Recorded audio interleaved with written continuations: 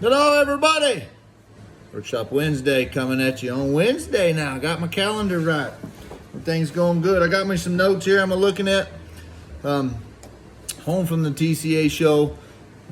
Got things lined back out and going back to work, and life is good. But I'm going to preach one more time to you guys, and I'll get back to doing bit and spur stuff. But I need to talk to you bit and spur makers, craftspeople, all craftspeople, business, about my experience over the week and what was going on and how we move forward going through that. And man, what a great experience, a great time there at the TCAA show and seeing all my old friends and reconnecting. That was wonderful, and reconnecting with some old collectors, and fans of what it is that we do.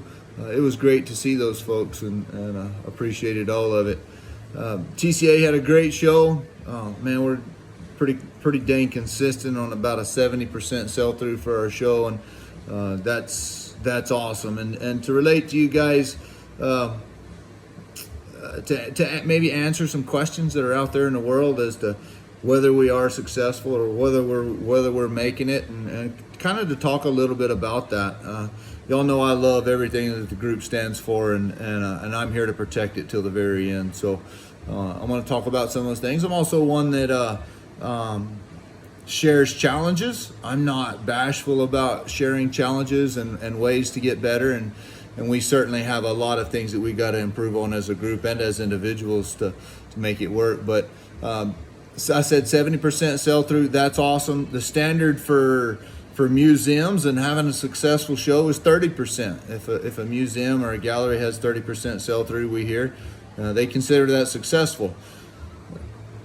So at 70%, we're doing great, and that's outstanding. I can tell you as an individual, me selling 30% is not worth a darn, right? That's a little hard to make a living. So I'm thankful for what we do. To talk a little bit about my show, and y'all can all go look at the numbers. You can see what sold and didn't sell on the TCA's website, the museum's website, online catalog. You'll see what sold and what didn't sell, and it's pretty easy to figure out. So you craftspeople out there, you look at it and say, man, Wilson, you did pretty good. I sold my $5,000 bit, sold my hay hooks, and I sold my buffalo head spurs, buffalo skull spurs, which is awesome, and also had a collaboration with Jay Adcock, and I built him a little miniature, and that sold. So successful show for me. I get to come home and put a little money in the bank and pay for some things that I made a long time ago and keep trucking. But you can also look at that and you can say, well, Wilson, you left a $17,000 bit and you left a $22,000 pair of spurs sitting on the table. How does that work? You're absolutely right. That's about 4 months of 1 year that I didn't get paid for. Doesn't take a very smart person to figure out getting paid 8 months in a year means a pretty tough year from a business standpoint. How are we going to make it work? It does. Over the last 17 years, 16 shows, I have 3 unsold pieces of all that time. There has always been the challenge of not selling that big piece. It most of the time does sell later on somehow, some way. I look at this as not selling those 2 big pieces as an opportunity to create new relationships and meet new people, and to help me go places that I need to go and want to go. It's scary. That path is like, I don't know where it's going. I do know one thing. God has a plan. We have a plan. His plan is to take me someplace, and it's my job to follow him. That's the only thing I know, is I'm supposed to follow the good Lord in the way I go here and the way I move on. I'm going to keep trying to build that. If I'd have sold everything and life is milk and honey and everything's great, guess what? Mission's the same. The day's the same. Get up at 4 o'clock, come out here and go to work and try to create some more pieces and some more opportunity to meet new people and take it places that is bigger and better, and to create an appreciation for the work that it is that I do, and see where that takes me. $22,000 for a pair of spurs is very scary. Nobody wants to look stupid. My collectors do not want to look stupid. So the market for a $10,000 to $15,000 pair of Spurs, that's growing. It's growing quickly. I've sold five pair of those this year of the $10,000 to $15,000 range. That's bragging a little bit. I don't mean it to be bragging. That's excitement, and I want to share that excitement with you guys. I don't mean it as bragging at all, but it is fun and exciting, and my collector base is starting to say, hey, I can buy a $10,000 to $15,000 pair of Spurs and not look stupid because lots of other people are doing it. I need to take that with time and the good Lord's guidance to 15 to 20, 20 to 30, 30 to 40.